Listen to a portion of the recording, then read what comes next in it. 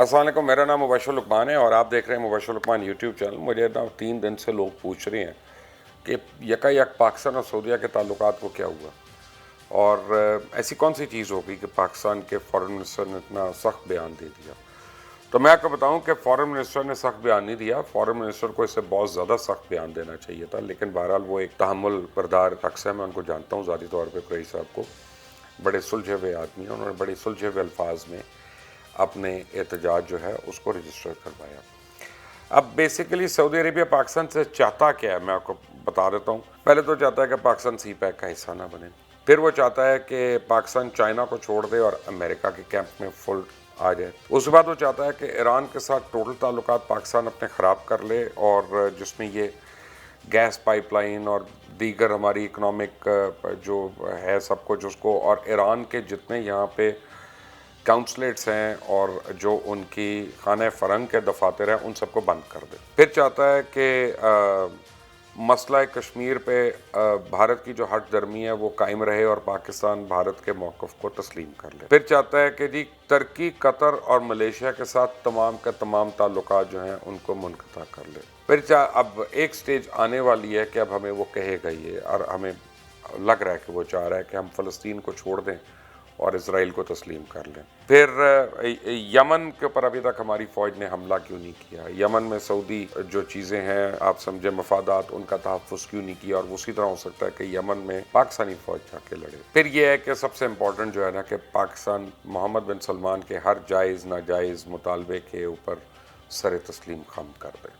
یہ تو ہیں ان کے مطالبات، اور اس میں تھوڑے اور بھی ہیں، لیکن میں آپ کو ان نٹ شل جو ان کی ایک براڈ آؤٹ لائن ہے میں نے آپ کو وہ بتائی ہے۔ اب جنرل قمر جاوید باجوہ جا رہے ہیں سعودی عربیہ، مجھے پتا ہے کہ سعودی عربیہ ان کے اوپر بڑا زور ڈالنے کی کوشش کرے گا۔ ان کا خیال ہے کہ شاید ہماری گورنمنٹ اور آرمی شاید ایک پیج پہ نہ ہو، وہ بالکل ایک پیج پہ ہے، تو اس لیے ذرا مشکل ہے۔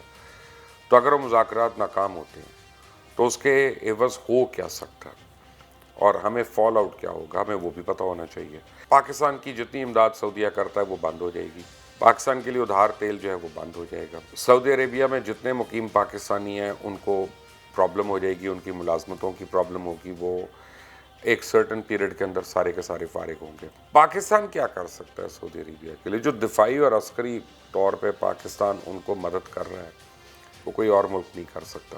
سعودی سلطنت کے استحکام پہ تعاون بند ہو جائے گا۔ اور پھر آپ کو میں یہ بتاؤں کہ محمد بن سلمان پہ بہت قاتلانہ حملے ہوئے ہیں، اور بہت سعودی عربیہ کے اندر جو ہے نا یہ یمن اور ان کے باغی جو ہیں جو سعودیز کہتے ہیں ان کا بڑا ایک کنٹرول رہا ہے، یعنی کچھ ایریاز میں۔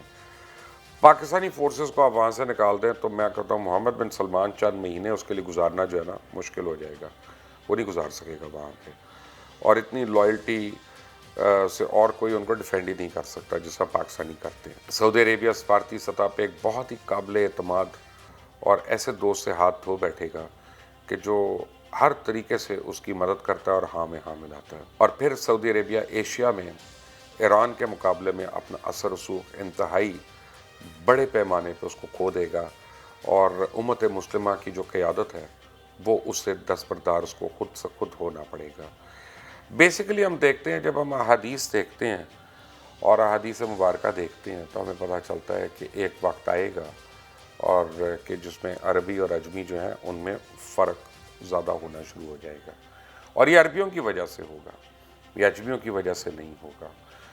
اور یہ تو ہو نہیں سکتا کہ رسول پاک محمد صلی اللہ علیہ وسلم خاتم النبیین انہوں نے کوئی بات کی ہو اور وہ حرف آخر نہ ہو اور وہ پوری ہو کے نہ رہے۔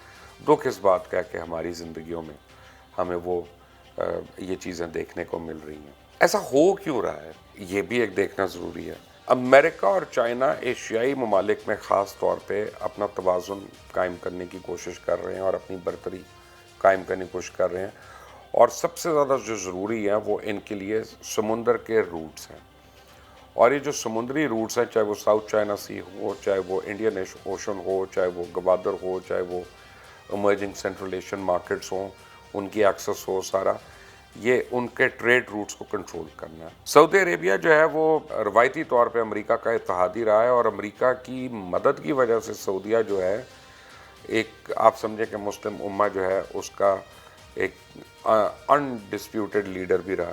ایک تو آئل تھا اس کے پاس, آئل ویلتھ تھی, لیکن اس ویلتھ کا بڑا غلط استعمال بھی ہوا ہے پاکستان میں. پاکستان جو ہے وہ بہت عرصے تک فرقہ واریت کا شکار رہا ہے, اور پاکستان میں پراکسی وارز ہوتی رہی ہیں. کبھی کوئی ایران کا حامی ہے, کوئی سعودیہ کا حامی ہے, کوئی قطر کا حامی ہے, کوئی یو اے ای کا حامی ہے, کوئی میرا حامی, کوئی اس کا. پاکستان کے حامی ہم ذرا کم ہی بنے ہیں یہاں پہ, یہ بھی ایک دکھ کی بات ہے. اور اب ہو یہ رہا ہے کہ میں آج صبح کو اپنے کچھ میرے دوست آئے ہوئے تو ان کو میں قرض کر رہا تھا. میں نے کہا یار سعودی اور یہودی کی دوستی تو ہمیں قبول ہے, لیکن کیا ہم آپس میں شیعہ اور سنی نہیں گلے مل سکتے, ہم ہاتھ نہیں ملا سکتے, ہم ایک دوسرے سے لڑتے ہی رہیں گے کیا؟ ہمیں یہی مقصود ہے ہمارے لیے. ہم فرقہ واریت کو اب ونس فار آل اس ملک میں ختم نہیں کر سکتے, لیکن جب آپ اس کے جا کے تانے بانے دیکھتے ہیں تو آپ کو پتہ ہے کہ وہ کہاں سے مل رہی ہیں. اب ایران کے ساتھ چائنا جو ہے ایک بہت بڑا معاہدہ کر رہا ہے, تقریباً $480 بلین کا کر رہا ہے, اور یہ سعودیہ کو خوف کھا رہا ہے, کیونکہ ایران اور چائنا ایک اور بڑا معاہدہ جو ہے یمن میں جا کے بھی کر رہے ہیں.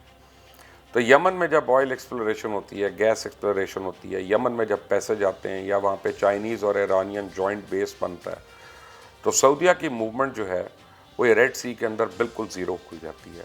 اس کو پیچھے سے بالکل جانا پڑتا ہے, اور پھر سویز کنال کے اندر سے ہو کے اس کو یورپ تک پہنچ کے اپنا تیل پہنچانا پڑے گا. جو اس کی پرائسز ہیں اس کے اوپر وہ اتنا فریٹ لے ہی نہیں سکتا, اور اتنا ٹائم نہیں وہ لے سکتا. تو وہ آپ سمجھے ایک معاشی موت ہو جائے گی اس کی, جس دن یہ ایران نے اور چائنا نے مل کر یمن میں جا کے انویسٹمنٹ شروع کر دی. اور اسی طرح اور ممالک میں بھی ہو رہا ہے. سی پیک کے پروجیکٹ کے اوپر چائنا پاکستان کے اندر بہت بڑی سرمایہ کاری کر رہا ہے, اور ایک راہداری جو بن رہی ہے.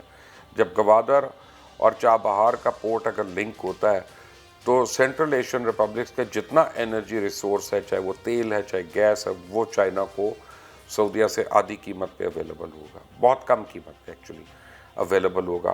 اور گوادر کے تھرو چائنیز کو جو ایکسس ہونی ہے پوری مارکیٹ, ورلڈ مارکیٹ میں, وہ ان کی جو آلریڈی, اگر فرض کریں یہ کیلکولیٹر میں ایک ایگزامپل دے رہا ہوں, اگر $100 کہہ رہا ہے تو یہ پھر تقریباً $60 سے $65 کم مل سکتا ہے یورپ میں جا کے.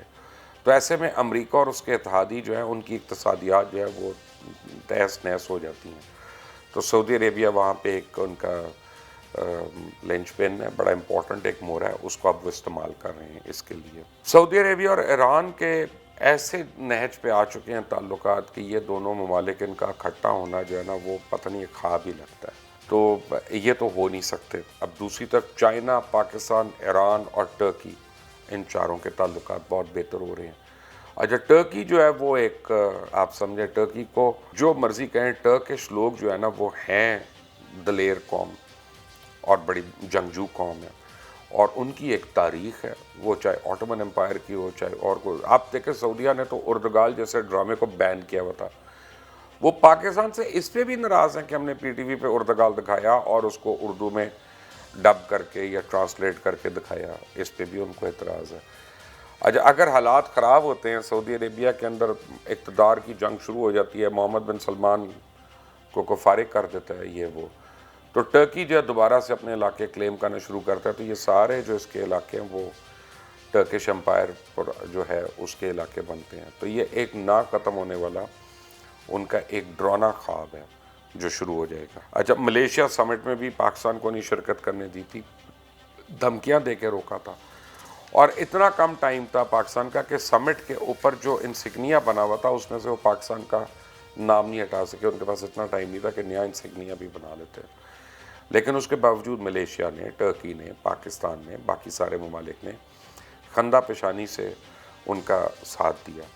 اب جتنے نان آئل پروڈیوسنگ مسلم کنٹریز ہیں, بلکہ اس میں تو ایران بھی ہے آئل پروڈیوسنگ کنٹری ہے, سب کو یہ لگتا ہے کہ او آئی سی جو ہے نا یہ اس کا مخفف ہے کہ آکوپائڈ اسلامک کنٹریز. اور یہ بڑی ایک آپ بتاؤں دل دکھی کرنے والی بات ہے کہ مسلمان جو ہیں وہ مسلم کنٹریز کو ایسا سمجھیں کہ وہ اپنی طاقت کے لیے, اپنی بادشاہت کے لیے, اپنی بادشاہت کے طوالت کے لیے وہ مسلمانوں کا حق مار سکتے ہیں. تو کتنے دکھ کی بات ہے.